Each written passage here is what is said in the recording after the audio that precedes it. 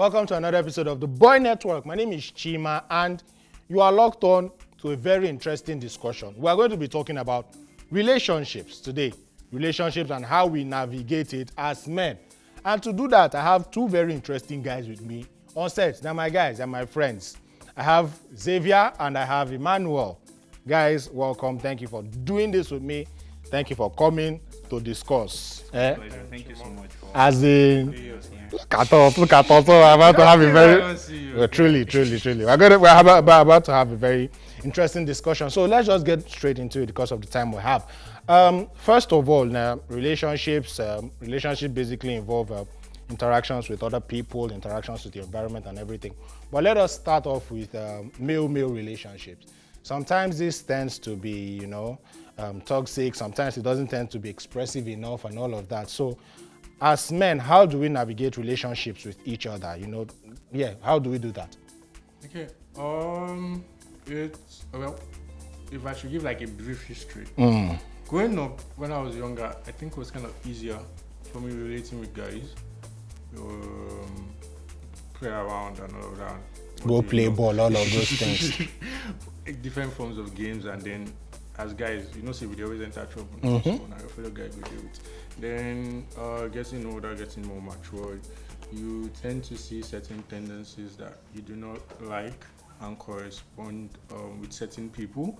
Whereby 20 children cannot be friends for 20 years. Of course, true. And you know the type of person I am, how violence isn't really one of the things I do, and then aside that, some other nature. So, should I say, at a point, it was kind of difficult for me to connect with certain people, especially when it came to connecting with guys. But over time, that came off, and then it was good connecting with. And I feel that was just a niche, basically, for you to find a time for you to find your niche, and then you connect with people who you roll with easily, and then it's been nice, wonderful. If I should say a downside to it when it comes to connecting with guys is we do not really check up on ourselves. We don't really. We just assume that everybody is okay, man. I wouldn't really say we assume, because I'll put it like this. I know say they struggle. I know say they struggle. All of us know say we go through a lot. And most of the time, we feel when it comes to doing checkup, it's for the females. We guys, most I just tell you, a guy Friday, and I know say you be my guy. If any trouble there, you just message me. I always want to appear strong. Yeah, but I feel one side, me personally, I can work on. I don't know if it's with other guys like that, but me personally, I feel I would do my best more to check up more with guys. But generally, I like the vibes with it, because not all of my male friends, there's no one that has gotten offended that you haven't checked up on me in like 6 months. Yeah, anytime we'll see. So what do you think about what he said, basically, from especially the angle of checking up? Do you think it is a conditioning of society, or do you think it is just I don't know, like waiting they go on, why we say we know they just check up on ourselves? So I feel that our culture has influenced the way we talk to people generally, and then most of the time we already have this perception that men are naturally strong. So because of that, you just feel everybody is fine. But the way the society is forming this day and everything is transitioning into the 21st century. That word is problematic these days, my guy. The 21st century, and the way people are reacting to emotional stress, people are going through deeper things than it used to be in the past. I actually think it's not. I feel like it's just because we are living in an age where everything is out there. So in a society where men have to come out vulnerable, it's usually around our peers. You have to appear strong. That is the way it has been. The man's supposed to be the one protecting. And so because of that, they want to remain strong. Even around our friends, we want to remain strong. You don't really want to come out to your friends to look weak. And I mean, it's supposed to be around men that we should be more vulnerable, such that they can help you get better, and then you can like get yourself together. But so many men just remain quiet, so they become bottled up kettles, and then they just explode, and you're wondering why this man is acting all dysfunction and all that. So how best can we navigate this relationship so that we can be better? Being truthful. Open up. Like if you feel that this is what you're feeling, guys, how far? This is my fear. This is what I'm going through. This is what is. You'll forget all the handshake and all that. Like if they are your guys, if they are people you're really really free with and you trust, open up.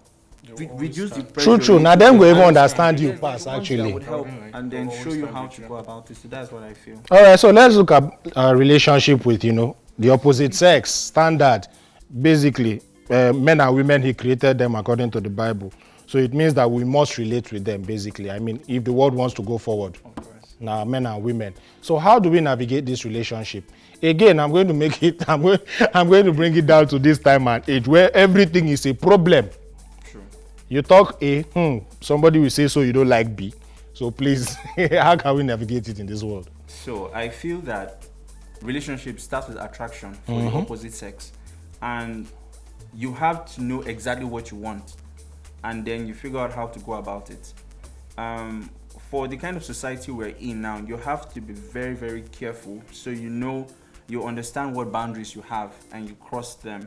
Confirm if she is already above the age, because some ladies, they look 22 but she's 17 plus, and if you're not careful you were just being probably just being a friend.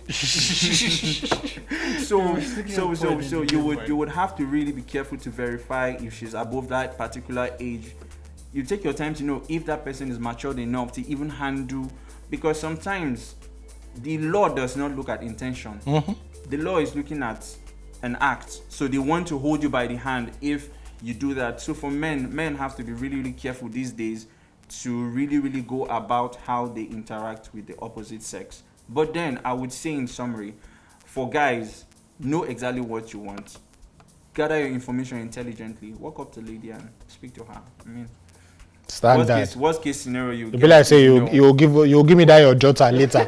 I guess get some of your tips. So let's look at this particular issue now, Xavier, from a platonic angle. As guys, I feel do you guys have fun, how you do, all those kind of things. I don't think I can be free enough to do it with a lady. Even if I can, it may be seen as weird in some circles. But some guys and some ladies have that kind of friendship. But how do you think we can best navigate it so that it doesn't, go overboard or stuff? Okay. Now, firstly, we're all humans, and one amazing thing when it comes to human beings is everyone is unique. So sadly, there's nothing you will do that you will not get comments on. So what you just need to be comfortable with is, okay, fine. You know you're with this person, and you know that what you're doing with this person, you guys understand yourself, and you now understand the kind of environment you're in. I have female friends that I know how we relate. I know how we, like, if you see us, you'll be like, are you people okay? Are you sure this is not transgender? But no. That's just how we relate, and we feel we vibe that way. But we know that, okay, when we're in certain environments, when we're in certain circles, if I give an example, let's say, we both go for a conference together, based on where we work, and we know that, okay, fine, we have to be professional here. There are certain things we can do. So I feel once you guys basically understand yourself and you understand your environment, the actions will be seamless basically, because it's all coming from the heart. From a genuine place. Awesome. Yeah. Yeah. All right, let's just take a breather now. There's plenty to unpack, plenty to discuss. Hopefully we can be able to do a lot of justice when we come back from this short break. We'll be going straight into the discussion after this break. Stay with us. Welcome back to the show. I have Xavier and Emmanuel with me, and we've been discussing about relationships, how we can navigate it easily as men. We've talked about male-male relationships. We've talked about male-female relationships. Now we're going, a bit more professional. You were talking about how you relate with some of your female friends who are also colleagues. So now let's look at that particular relationship. How can we make the most of our relationship with our work people and to make it wholesome? All right. So in the workspace, I would say it's tricky in a way, and it involves a certain level of maturity. If you're not matured enough, you get caught out, you're found out easily because people Found out, Bao. How? That's what I would get. Because people will look at you and you're like, oh my God, why does this person have to be in this space with me? I'm not, don't worry, I'm not going to mention names, but there's this particular colleague I have. Imagine. This colleague will watch this episode, are we? I hope he does. And I hope he doesn't know it's him I'm talking about. But imagine every female staff knowing that, oh, okay, whenever, and sadly this guy finished from uni.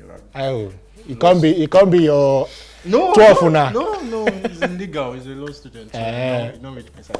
But long and short, basically, he everybody knows that, okay, fine, this guy just pounces around different girls and he just wants to, well, I don't need to say more, but you can, that reputation basically, he already has it in that place and it's not good. It's not good, and that thing can like serve as But why do guys do this thing, guy? That's the thing. It can serve as this thing, and you don't want self-esteem.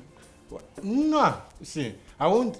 When I was in uni, I felt that way too. That okay, fine, is because I don't do it, but I was able Guy, to, if you be self-esteem. Nah, that's why I said when I left and I began to understand certain ideologies into why people do certain things that way, then I realized that it's not. I would not personally, for me, I would not call it self-esteem. I would just call it being a child. That's never how I would mature. term it, being a child, because you know the environment you are in, you know what is expected of you, you know the image you're carrying, then why would you want to dent that for things that are unreasonable? And besides, most girls of our generations, they love coded things. Realistically, let's say you want to do bad. They love.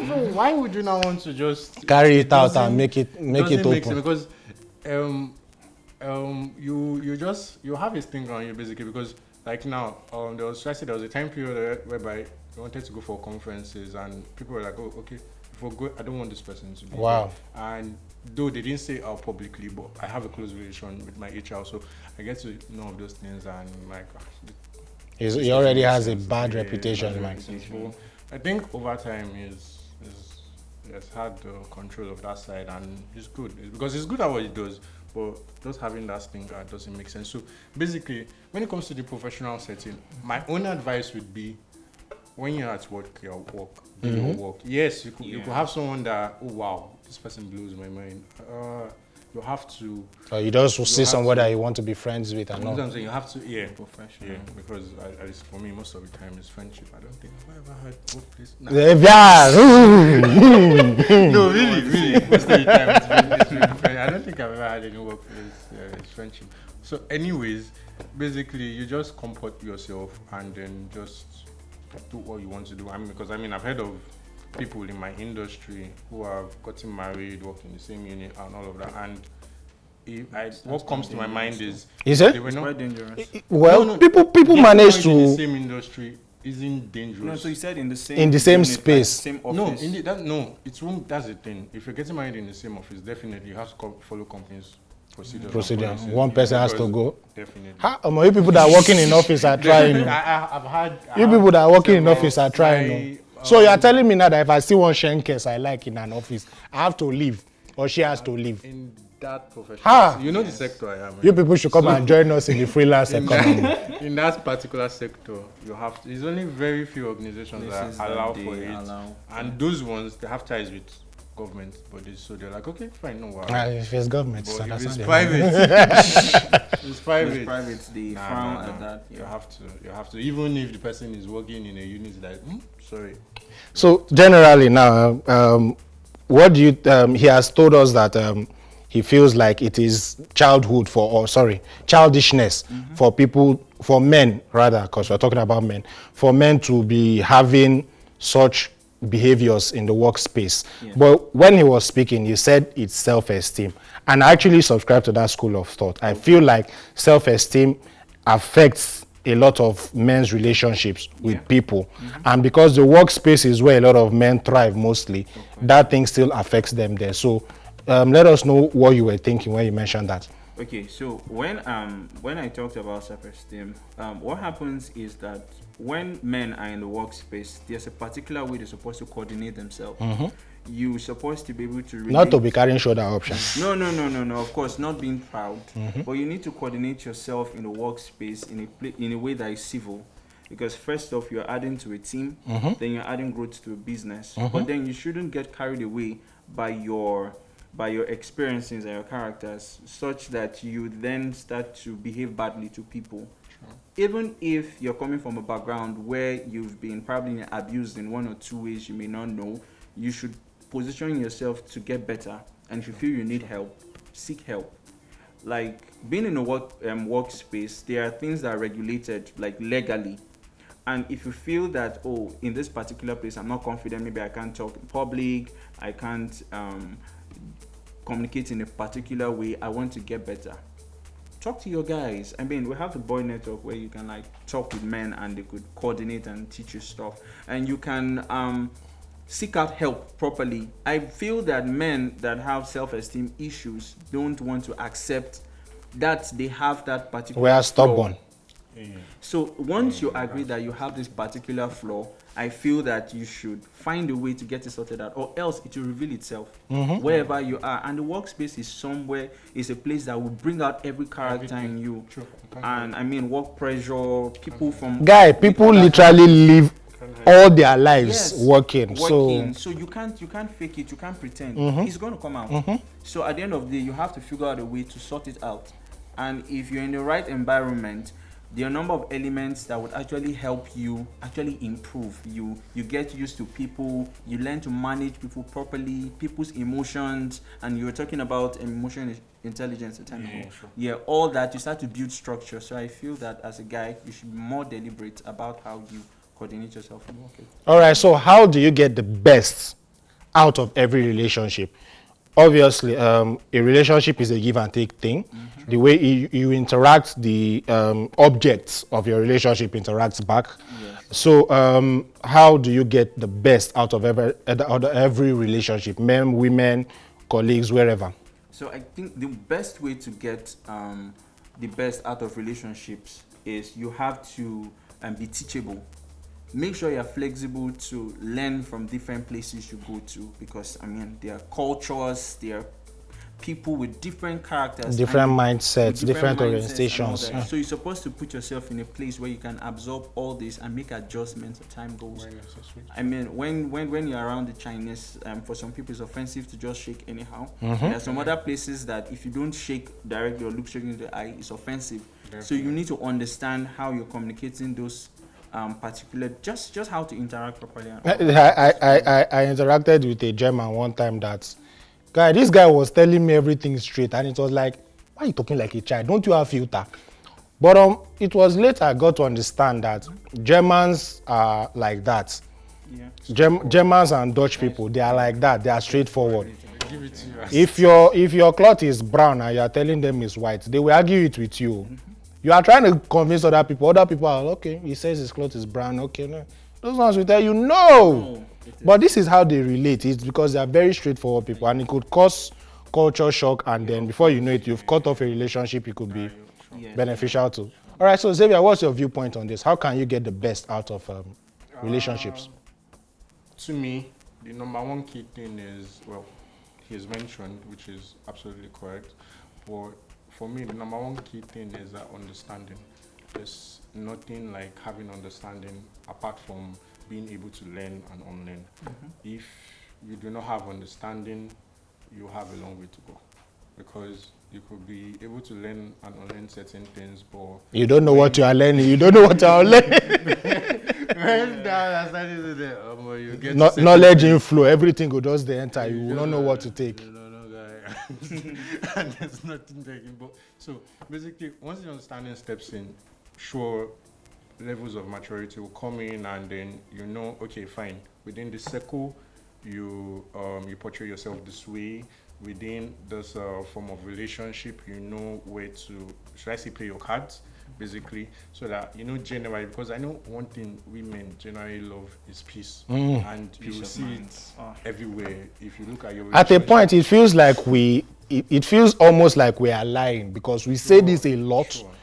At the same time, now we they go find trouble. I know. I would not deny. I would not deny.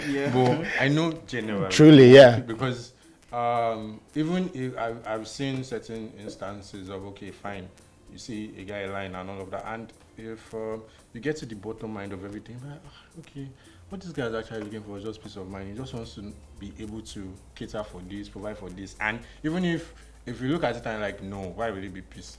A classic example you should look at is your relationship with your family, especially your parents, and for we guys, especially with your mother. Sure, you go one problem of your mom's health. So most of the time, God. I have stories. So most of the time, it's like, okay, let me just get this over with. How long do I have to do this? What do I have to do this for? And I think another thing when it comes to having a complete package in terms of relationship is, like you rightfully said, knowing where you want to get to. But not just that, equally, because a relationship is a two-way thing. You cannot just, I know most men have this thing of, okay, it is what they want, which is, I thank God I'm not like that. I know my guys. And I can say 80% of them, it is just what they want. So I feel at certain stages, at certain points, we need to begin to understand that we should give space for others. You have to.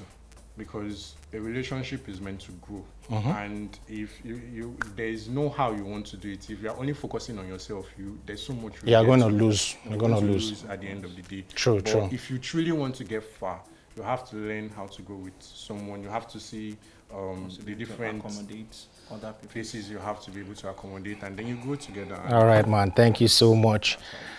We said it that there's plenty to talk about, but unfortunately, our time on this discussion is limited. So I'm very sure we're going to have this discussion again. I'm very, very sure. I'm going to drag you both back one of these days. We're going to finish this discussion properly. But for now, man, thank you so much for doing this with me. Yeah, man. All right, so that's all we have for today's episode of the Boy Network. We've been discussing relationships with Xavier and Emmanuel, and so far it's been interesting. I didn't want it to stop, but we don't have so much time. And thank you once more for joining me and my guys as we discuss this topic. I hope you enjoyed it, and I hope to see you in the next one. But until then, stay jiggy. Thank you for watching. Make sure you subscribe to our YouTube channel, Dominican Media Presents. And you can follow The Boy Network on Twitter at @TheBoyNetwork_, where you can get more information on the show. Follow me on my socials as well at Chima_. Very easy to pronounce, I'm sure. Thank you so much, and I'll see you in the next one. Man,